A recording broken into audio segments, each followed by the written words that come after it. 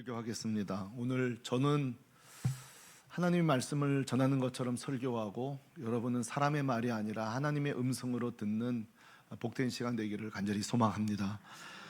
화면에 보시면은 지금 세 곳에 아파트 세 건물이 지어지고 있습니다.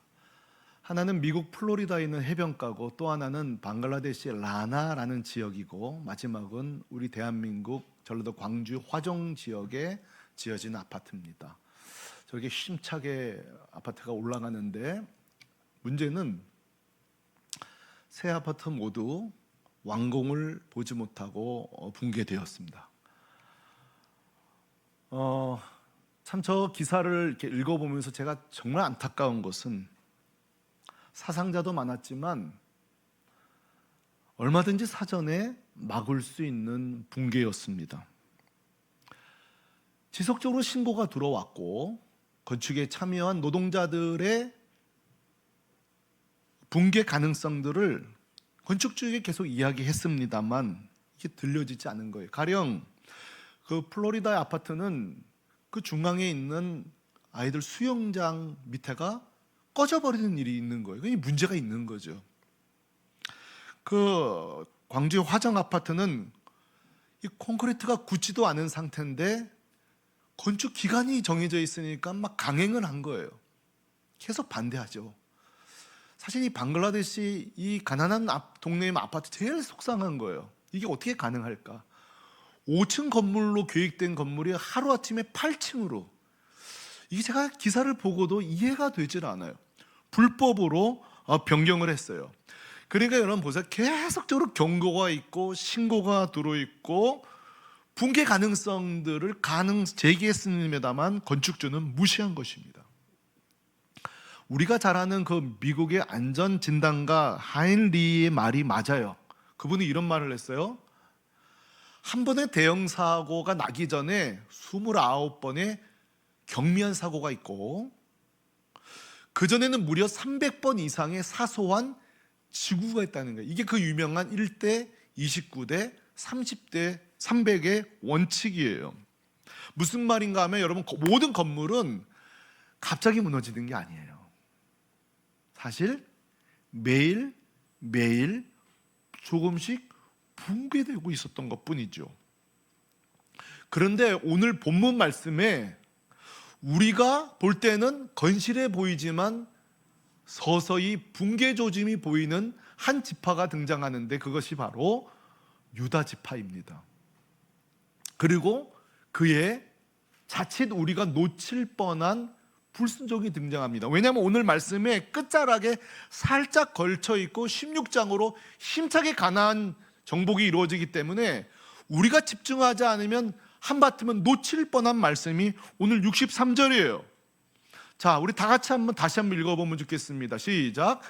예루살렘 주민 여부스 족속을 유다 자손이 쫓아내지 못하였으므로 여부스 족속이 오늘까지 유다 자손과 함께 예루살렘에 거주하니라.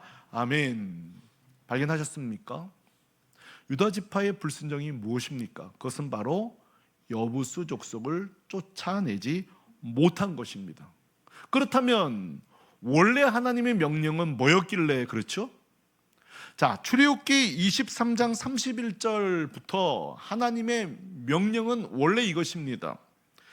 출애굽기 23장 31절 하반절 제가 읽죠. 그 땅의 주민을 내 손에 넘기리니 내가 그들을 내 앞에서 뭐 하라고요?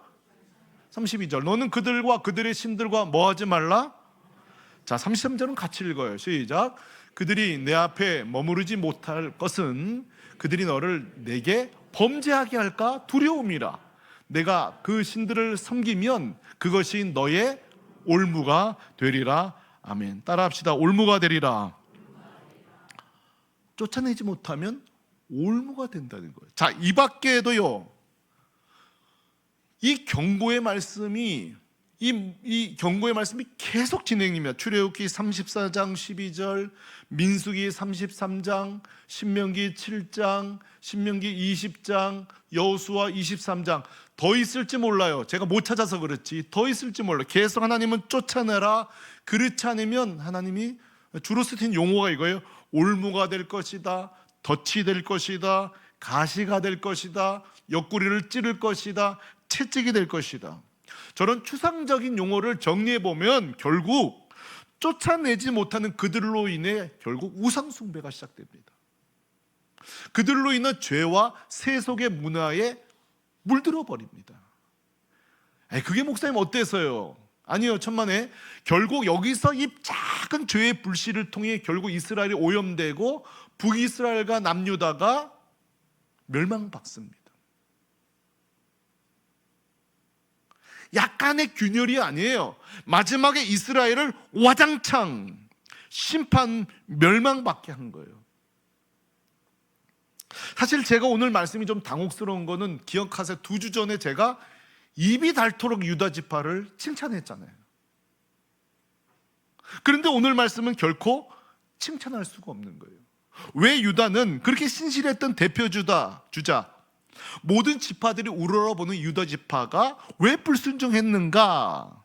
3가지 일을 설명할 적에 2가지는 신학자들의 이야기를 하고 난 제가 묵상한 걸 이야기할게요. 모두가 동의하는 왜 유다 지파가 불순종했는가? 첫째는 한번 따라해 보실래요? 지형적 이유. 이건 좀 이렇게 공감이 되어져요. 이 여부수 이 지역이 천연의 요새입니다. 사실 유다가 아무리 강해도 정복하기는 못할 건 아니지만 어려운 거예요. 언제까지 이 땅이 정복되지 못하냐면 사사기 1장에도 보면 베냐민 자손도 또 여기를 쫓아내질 못해요. 그만큼 철옹성인 거예요. 그럼 이건 좀 우리가 이해를 해보자고요. 2번째는 말이죠, 경제적 이득 때문에 그렇습니다. 경제적 이득.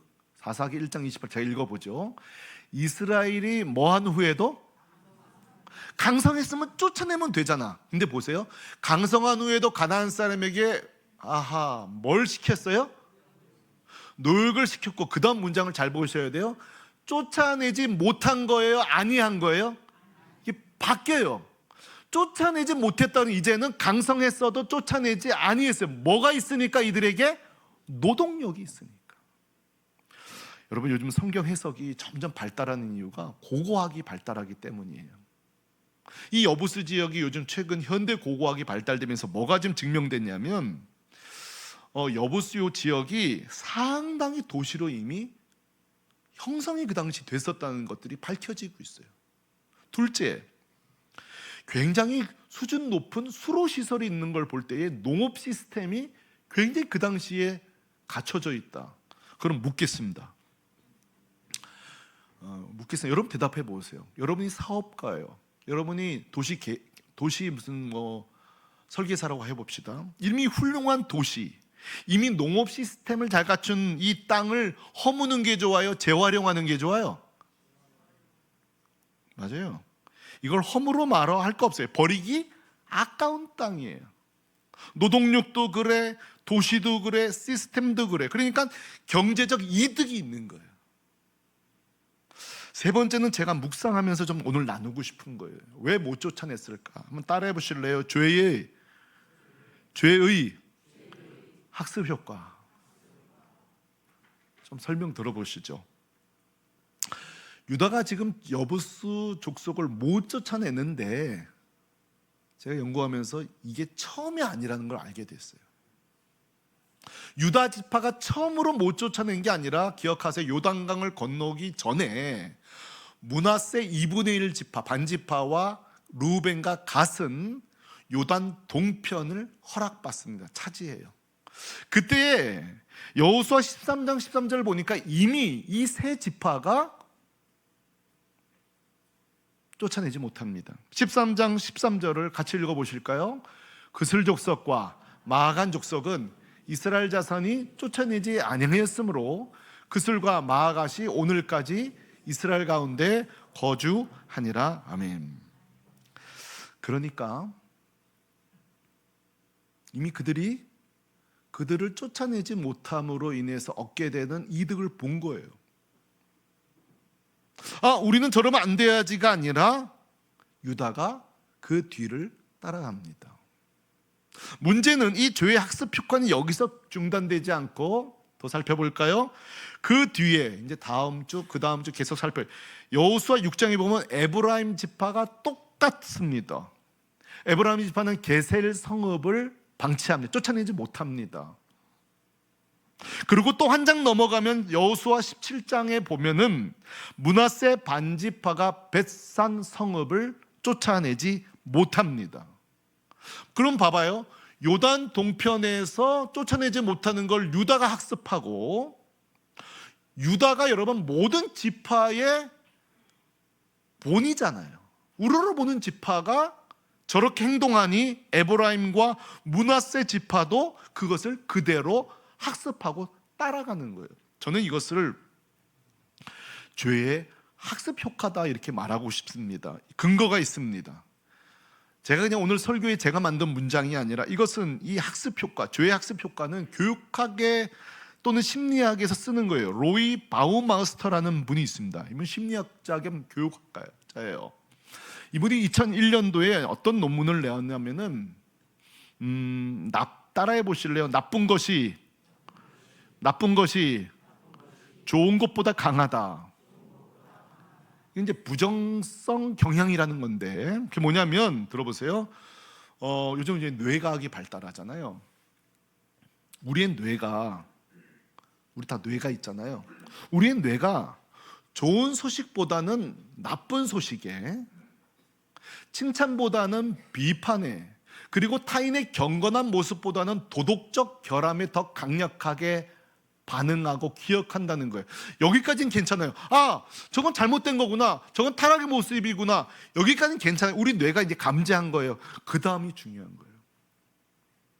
우리가 비판하고 우리가 문제의식 하는데 제일 중요한 것은 학습한다는 것입니다. 이게 바로 죄의 학습 효과, 부정성 경향이에요. 그러니까 우리 뇌가 좋은 소식보다는 나쁜 소식에, 나쁜 행위를 탐떠라는 것입니다. 여러분 기억하세요? 우리 다 경험적으로 있어요. 여러분 솔직히 저도 아비입니다만, 우리 삼남매 제 나쁜 모습을 보면서 이럴 거예요. 아, 나는 아버지처럼 살지 말아야지 하면서 정말 미안해요. 닮아가고 있을 거예요. 저도 그러잖아요. 제 부친의 그 좋은 장점 중에서 부족한 부분 보면서 난 저러지 말아야지 하면서 제 안에 쑥 들어와 있는 게 있어요. 이게 바로 죄의 학습 효과, 부정성 경향이에요. 한마디로 따라합시다. 비판하나 배운다. 이게 무서운 거예요. 또 하나, 제가 몇 년 전에 한번 설교 시간에 사용했던 논리인데 기억하실 거예요. 깨진 유리창 이론이라는 것이 있습니다. Broken Windows Theory라는 건데, 깨진 유리창 법칙. 이게 뭐냐면, 그 미국 할렘가에서 나온 건데, 미국에 그 가면은 이렇게 좀 할렘가, 소위 막 이렇게 쓰레기도 치우지 않고 깨진 유리들이, 이런 할렘가들이 하루 아침에 이렇게 된 게 아니라 한 집이 누가 돌을 던져서 유리창 깨져요. 그러면 유리창을 새로 갈아야 되는데 안 고친단 말이죠. 그 아랫집이 윗집이 안 고치네? 아랫집도 안 고쳐요. 옆집도 안 고쳐요. 아랫집도 쓰레기를 안 치워요. 윗집도 안 치워요. 그러면서 한 깨끗한 건물이 하루아침에 할렘계가 된다는 거예요. 이 깨진 유리창 이론에서 자주 쓰는 용어가 있어요. 따라하십시다. 나도 저 정도는 망가져도 되는구나. 자, 우리가 교회 안에서 누군가를 보면서 나 저렇게 신앙생활 해야지, 저분처럼 기도해야지, 저분처럼 예배드려야지가 아니라 오히려 우리 안에 잘못된 모델을 보고 목사님도 저래? 나도 좀 망가져도 되겠네? 저분도 예배 시간에 조네? 지금 여러분 보고 하신 말 아니에요? 나도 목사님이 졸아? 장로님이 졸아? 그럼 나도 졸아도 되겠네. 이게 뭐예요? 깨진 유리창 이론이라는 거예요. 사실 여기서 여러분, 저 지금 설교하고는 저부터 자유로운 사람이 누가 있어요? 우리 아버지가 저래네? 나도 저 정도 망가져도 되겠네? 최근에 제가 주보에 직분자와 관련된 글을 오늘 4번째 썼습니다. 12번을 쓸 생각입니다. 이 직분자 이 자료들을 만드는 이유는 오해하시는 분이 있을까 봐 말씀드려요.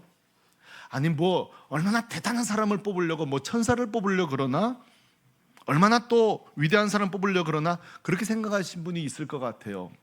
맞아요. 우리 누구 뭐 자격이 있어서 목사 됐나요? 누가 자격이 있어서 장로, 권사, 안수 집사 됐나요? 때로는 그 자리가 또 올라가면 그렇게 귀하게 살기도 해요. 그러나 이런 말씀도 좀 드릴게요. 그렇게만 또 망만적이지는 않다는 걸 제가 알게 됐어요. 자, 목사가 되면 근사하게 살아간다, 그게 우리의 바람이에요. 그러나 그렇게 낭만적이지 않아요.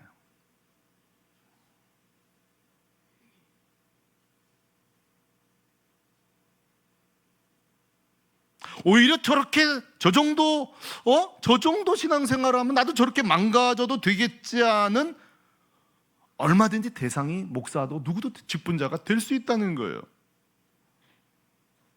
왜냐하면 이 직분자는 천사와 같은 자를 뽑겠다는 게 아니라 이 영적 학습 효과가 일어나야지, 죄의 학습 효과가 일어나지면 안 되겠다는 의지가 담겨져 있는 거예요.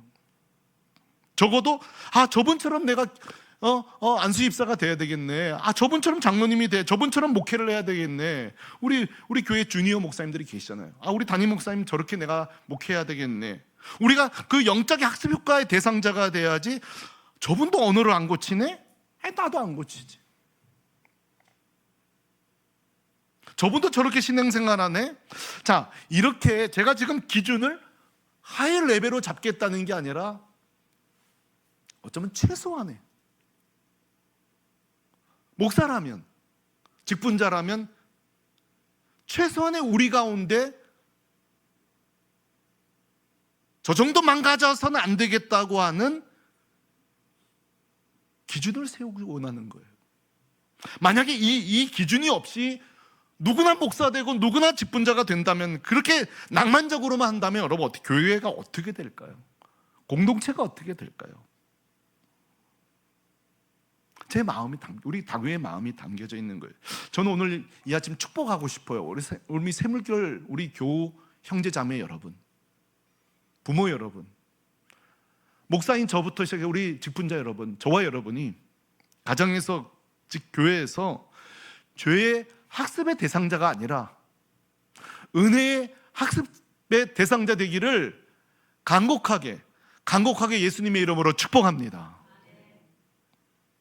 제가 오늘 설교를 붕괴된 새 건물 이야기로 시작했는데, 흥분하다 보니 얼마나 이 참담한 결과가 있었는지를 제가 말씀드리지 않고 여기까지 왔어요. 그 경고에도 불구하고 건축을 감행했던 이 새 건축물은 어떻게 되었을까요? 사상자 참담합니다. 미국 플로리다 그 아파트는요 98명이 사망했습니다. 화정의 6명 사망. 제가 제일 속상한 거는 인간, 사람은 다 소중하지만 이 방글라데시, 정말 그 가난한 땅에 겨우 세워진 그 아파트에 건물이 지어지기 전에 사람이 너무 기뻐서 그 건물을, 내가 살 집을 오르내리면서 행복하게 내가 살 집을 오르내리는 가운데 사상자가 가장 많았어요. 1443명. 그렇다면 저는 오늘 나누고 싶은 게, 유다 지파가 결국 쫓아내지 않은 이 여부수 집 사람들, 에브라임이 쫓아내지 않는 그 게셀, 벳산 지역의 지파들을 결국 하나님의 경고를 무시하고 쫓아내지 않은 참혹한 결과를 좀 나누고 싶어요. 그럼 뭘까요, 여러분? 어떤 일이 벌어질까요? 몇 되지도 않는 지파 살면 어때? 그렇게 남겨둔 자들의 통해 이스라엘은 이렇게 됩니다. 여부수 지역은 보세요. 제가 오늘 지도를 좀 보여줬어야 되는데, 여부수가 차지한 그 땅이요, 유다를 반토막 내버립니다. 북유다와 남유다, 남북을 잇는 이 도로가 여부수 지역이 차단하는 바람에 어떤 일이 벌어지느냐, 유다 지파 내에 소통이 단절하게 되어집니다. 나중에 이거 제가 자세히 설명하게 될 거예요. 이게 단순한 문제가 아니었던 거예요. 저는 오늘 말씀을 설교 준비하면서 이런 생각해봐요. 우리 가정의 여부수는 무엇일까? 자매 간의, 남매 간의 대화를 잘라내는 여부수는 뭘까? 저는 우리 목회자들끼리 우리를 가로막고 우리를 소통하지 못하게 하는 여부수는 뭘까? 여러분 가정에서 부부 사이에 대화가 이렇게 아주 오손도손 닿아야 되는데 중간에 그만 이야기하지. 우리 집이 그렇다는 게 아니에요, 여러분. 우리 집이 그렇다는 게 아니라 부부가 그럴 수 있잖아요. 그때 그 요소가 뭐냐는 거예요. 이 어부수, 우리의 대화를 단절시키는. 뭘까요? 가령 우리 교회는 제가 사실은 그런 경험 못했습니다만 과거에는 이 속으로 반해서 이렇게 자랑하는 분들, 너무 자신을 과시하고 자랑하는 교만한 분들. 제가 교고 목사니까 하도 그런 얘기 들으니까 그 센터에 그때 우린 목장이라 그래 들어가 보니 정말 그 말씀하신 대상자가 이렇게 자랑하고 교만에 말하는데 그런 마음이 들더라고요. 다시는 오기 쉽지 않다. 속으로 밥맛이다 진짜. 그래서 얼마나 잘났으면. 자, 여러분 이런 요소들이 뭐예요? 속으로 반의 소통을 단절시키는 이 시대의 여부수인 거예요. 자, 게셀과 벳산 지역은 더 소규모 땅이었단 말이죠. 여기가 남겨둔다고 무슨 일이 있겠어? 천만에 그렇지 않습니다. 여러분 이 게셀과 벳살 지역이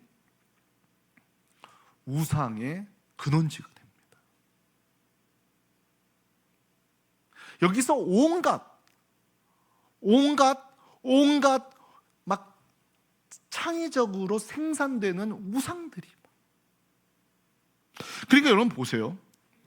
우리가 단절하지 못하고 남겨둔 그 약간의 불신은 나중에는 도저히 끌 수 없는 활활 타는 불로 바뀌어 있는 거예요. 결국 이것이 이스라엘의 역사를 바꾼 거 아닙니까? 이스라엘이 왜 멸망한 거예요? 딴 거 없어요. 그 멸망할 때 하신 말씀이 너희 우상 숭배 때문이다. 너희가 죄에 세속화되고 재판을 어그러뜨리고 약자를 무시하고. 제가 오늘 설교 준비하면서 깨달은 것이 있습니다. 깨달은 것 이것이에요. 제가 유다를 2주 동안 막 칭찬했잖아요. 2주 전에. 그리고 오늘 유다의 그 불순종을 비판하죠. 깨달은 게 뭐냐면 순종에도 2종류가 있다는 걸 알게 됐습니다. 몇 종류예요? 2종류가 있다. 한번 따라해 보실래요? 온전한 순종. 두 번째가 중요한데 따라하십시다. 부분적 순종.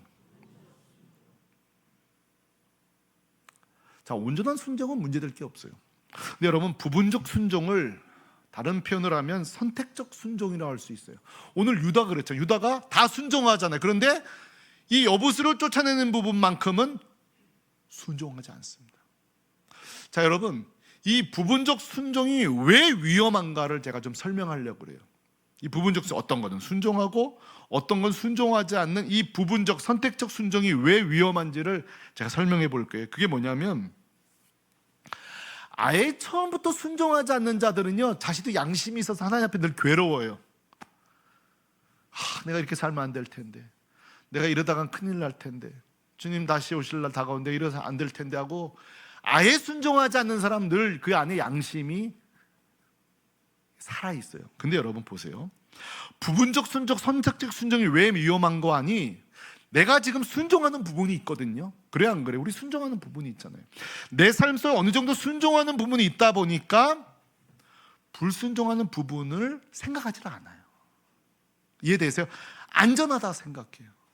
내가 괜찮다 생각한단 말이죠. 오늘 유다가 순종을 많이 하잖아요. 얘 여보수가 그거 하나 순종 안 했을 뿐인데, 그러면서 뭐냐면 내가 안정감을 찾는다고요. 내가 이만하면 그래도 신앙생활 잘하지. 그리고 내가 순종하는 종류가 훨씬 많기 때문에 순종하겠다고 착각해. 근데 그 남아있는 그 불순종이 때로는 치명적인 죄일 때가 있어요.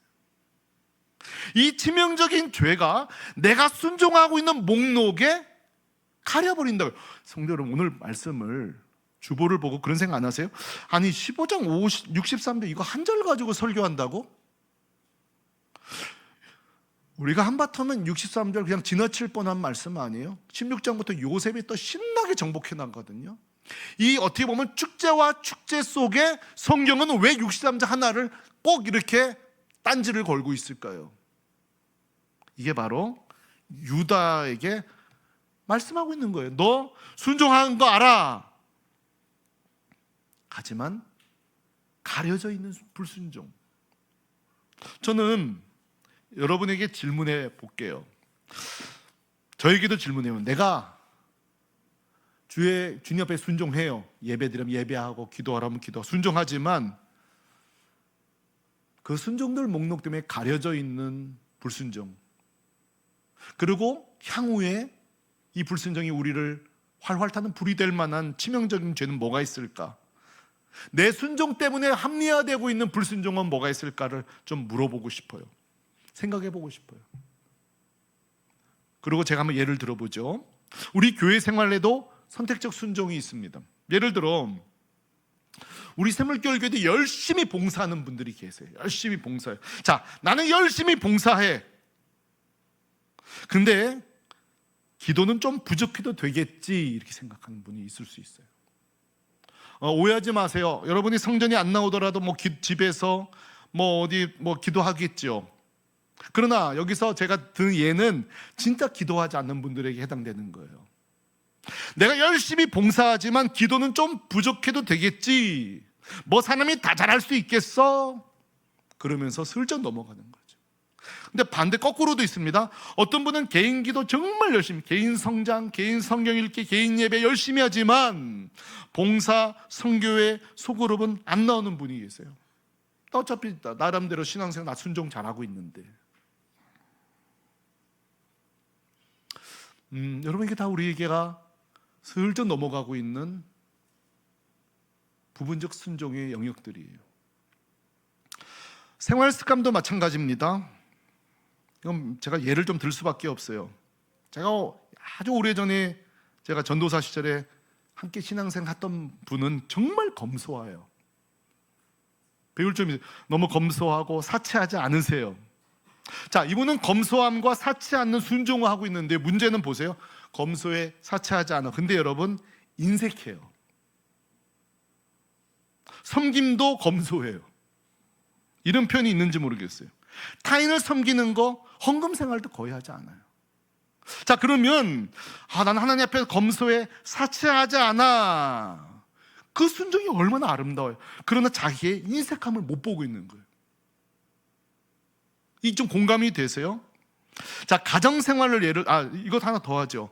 우리 중에 중독자는 많지 않지만 여러분 보세요. 상담학 기준, 정신분석학 기준에서 중독자는 우리 여기 안 계실 수 있지만 중독까지는 아니지만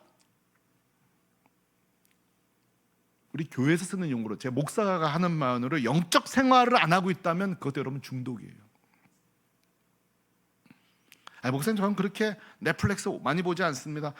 취미 하지만 제가 보는 입장에서 영적인 생활은 하나도 없는데 그런 생각 때문에 그것도 여러분 영적 중독인 거예요.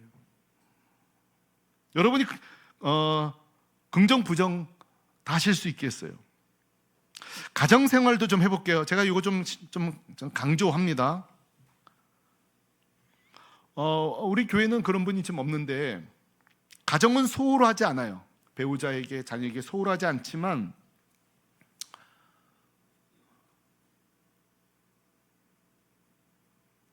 아내에게 소홀하지 않지만 애매한 불필요한 이성적 만남을 가지는 분이 있을 수 있어요. 여기 혹시 있다면 끊으시기 바랍니다.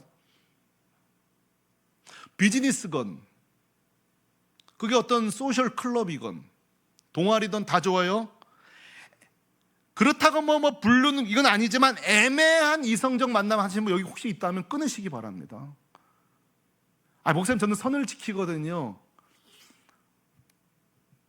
그게 어떻게 가능한지 좀 알려주세요. 나중이죠. 끊으시기 바랍니다. 왜 이런 얘기를 목사님 하시나 하겠지만 그런 시대예요. 지금 그런 시대. 여러분이 가만히 있어도, 우리가 가만히 있어도 온갖 이런 위험한 만남과 교제가 도사리고 있어요. 저는 지금도 참 감사한 게 제가 12년을 청년 사역을 했거든요. 여기 제가 청년 사역할 때 여기 그 출신 여기 청년들도 계세요. 교회에 얼마나 멋지고 늘씬하고 진짜 어떻게 이렇게 하나님 창조하셨나 멋있는 애들이 있어요. 제가 여러분 지금 청년 사역할 동안 여러분 청년 사역자들이 이렇게 여자 문제가 좀 생깁니다.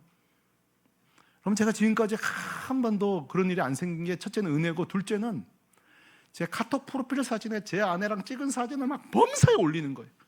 목숨 걸고 올리고 쉬지 말고 올리고 막 올려, 계속 올려, 계속. 그 내가 오해도 받았어요. 그 뭐 사모님하고 뭐 자꾸 올리세요? 뭐 이렇게 올려. 그래갖고 자세히 설명한 적은 없어요. 하지만 그게 큰 효과가 있었다고 생각해요.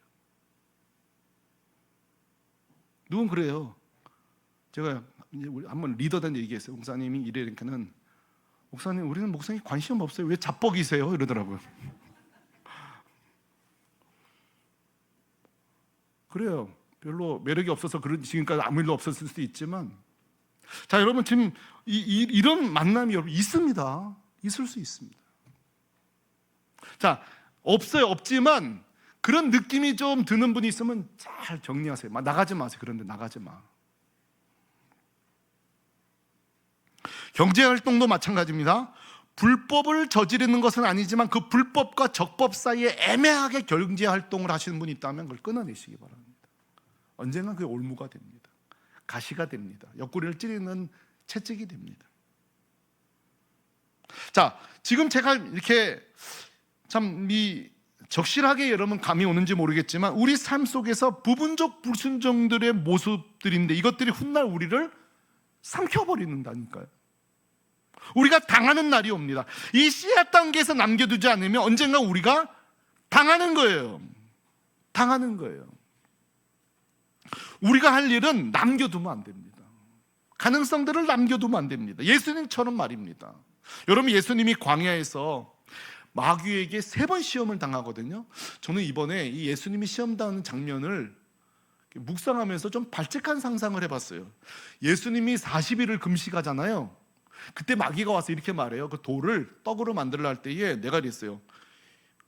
만들어도 되지. 뭐 그렇게 잘못이 40일이나 순종하셨는데 그거 돌 하나 떡 만드는 게 뭐 큰 죄도 아닌데. 그런 생각이 안 드세요? 그 안 드시는 분은 금식 안 해보신 분이에요. 진짜 금식해 계신 분들은 하루만 해도요 이 돌이 다 떡이 됐으면 싶다니까요. 근데 예수님은 단호합니다. 단호합니다. 남겨두지 않는 거예요. 우리가 해야 할 일은 어정쩡하고 미적거리고 남겨두고 있는 불순종의 영역, 선택적 불순종 영역을 순종으로 바꾸는 거예요. 여러분 그런 은혜가 있기를 촉구합니다. 최근 언론에 보도된 내용 중에 좀 몇 가지 나누고 싶은데요. 그 교회 개혁 실천연대 이런 데서 기사가 나온 거 하나 읽었는데 그 교회를 보호하기 위해서 모 교회라고 K교회라고 했는데 하여튼 모 교회라고 했는데 그 교회는 대단한 사건은 아니지만 재정적 문제가 발견된 거예요.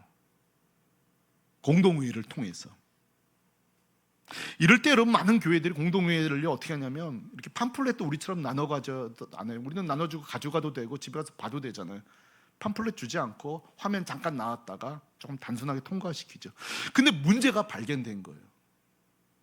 그때에 담임 목사와 관리 목사 앞에 나와서 사과를 하는 거예요. 문제가 있다. 이거 문제가 있었다. 그리고 그 다음 달에 외부 감사를 도입해서 투명한 구조로 바꾸고 그 문제에 대해서 교인들 앞에 정확하게 시스템을 바꾼 거예요. 이게 지금 그 좋은 사례로 나오게 된 거예요. 여러분 이게 뭐죠? 대단한 금액이 아니지만 성도들 앞에 안정성을 확보하는 거예요. 교회가 작은 죄에 대해서도 투명하게 하겠다는. 이게 뭐예요? 부분적 순종을 온전 순종으로 바꿔가는 거예요. 여러분 어떤 성도는요 자신의 죄를 저에게 고백하고 도움을 청하고 지금 가정이 회복되는 분도 여기 있습니다. 그냥 우리 여러분이 계세요. 자 보세요. 자기 죄가 있어요. 저한테 얘기할 필요 없어요. 주님께만 말씀드리고 용서받는 될 텐데 도움을 청하는 목사님 제가 이걸 이겨내고 싶습니다. 근데 저는 연약합니다. 도와주십시오. 여러분 그게 건강한 사람인 거예요. 내가 그랬어요. 고맙다고. 이 사람은 삽니다. 자신의 그 은폐된 부분을 내가 순종하는 것도 많은데 근데 그게 하나님 앞에서 성령님께서 촉구하시는 거예요. 오래전에 제가 데리고 있던 청년 회장은 한 모 은행에 잘 나가던 젊은 굉장히 초고속 승진하는 형제인데 회사의 비윤리적 관행을 거부하다가 불이익을 받고 저 목포로 발령되기를 받은 거예요. 그리고 저에게 찾아왔는데 내가 그랬어요. 가거라. 그러니까 목사님 남의 일이라고 그렇게 말씀하시면서 지금 너 이거 해결할 수 없다. 가거라. 거의 우리가 사극에 나오는 대화를 한 거예요. 그리고 내가 그 형제한테 이건 나만 기도할 수 없고 우리 공동체가 함께 기도하자. 그리고 공동체가 함께 회장이 이제 교회를 떠나게 됐으니 간절히 기도했어요. 보통 이런 일은 우리가 열심히 기도하고 하지만 잘 해결될 가능성이 쉽지 않은 게 이게 하나님 능력이 없어서가 아니라 너무 오래된 죄악의 관행들이기 때문에. 그런데요, 정말 드라마 같은 일이 아니 드라마 같은 하나님이 하신 거죠. 그 오히려 인사 담당자가 보직 변경이 된 거예요. 해임이 된 거예요. 여러분 이게 뭐죠? 그 부분적 선택을 부분적 순종을 온전한 순종으로 바꿔보려는 한 형제의 몸부림에 하나님이 응답하신 줄로 믿습니다. 사랑하는 성도 여러분, 우리의 신앙, 가정, 교회를 점검해 보십시다. 아까 뭐라 그랬죠? 건물은 하루아침에 무너지지 않습니다. 매일매일 경고에도 불구하고 조짐이 있었음에도 불구하고 무시할 때에 하루하루 붕괴되어 온 것처럼 우리의 신앙도 마찬가지입니다. 오늘날 우리가 제거하지 못하고 온전히 순종하지 미적미적 거리지 못하는 5가지를 소개하고 설교를 마치겠습니다. 탐욕입니다. 쉽게 부하고자 하는 마음. 두 번째는 쾌락입니다. 쾌락. 이 감각적이고 도파민을 추구하는 인생. 세 번째 영적 매너리즘. 네 번째, 이건 저희가 어디서 읽은 거예요. 대화는 없고 와이파이만 흐르는 거실. 선택적 순종의 삶이 없는 삶. 2026년 저와 여러분의 삶과 신앙을 재점검해보고 저 정도 망가져도 되겠지가 아니라 그 남겨놓은 불순종의 영역, 내 인생의 여부수 족속을 온전히 주님께 내어드리고 이렇게 한번 기도해 보시면 좋겠습니다. 한번 따라해 주시죠. 주님, 나는 연약합니다. 다시 한번 주님, 나는 넘어집니다. 그때에 우리 주님이 성령님이 여부수를 쫓아내 주실 줄로 믿습니다. 오늘 하나님께서 이 말씀을 끝난 뒤에 설교의 잔향이 여러분 가정에 계속 생각나면서 직장과 가정에서 쫓아낼 여부수들이 다 쫓아나는 은혜가 있기를 주님의 이름으로 축원합니다. 시간이 많